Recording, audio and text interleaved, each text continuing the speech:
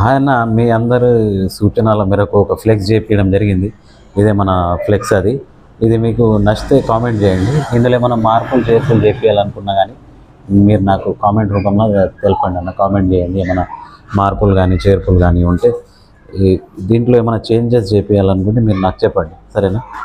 దీనికి ఇంకో వీడియో కూడా చేసి పెడతాను నేను, ఎడిటింగ్ చేసి. అంటే ఇది ఫ్లెక్స్ ప్రింట్ అయిన తర్వాత పెట్టి ఏడబెట్టిను అది కూడా వీడియో పెడతాను నేను. మీకు ఈ వీడియో నచ్చుతుందని అనుకుంటున్నా. ఇందులో ఏమైనా మార్పులు చేర్పులు ఉంటే కామెంట్ రూపంలో తెలపండి, సరేనా?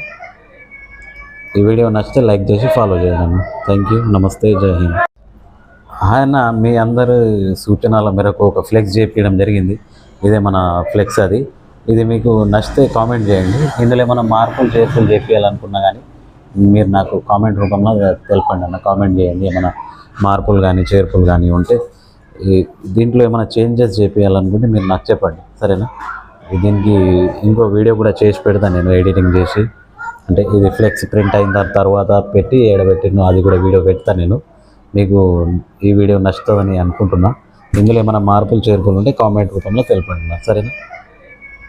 ఈ వీడియో నచ్చితే లైక్ చేసి ఫాలో చేయండి. Thank you. నమస్తే. జై హింద్.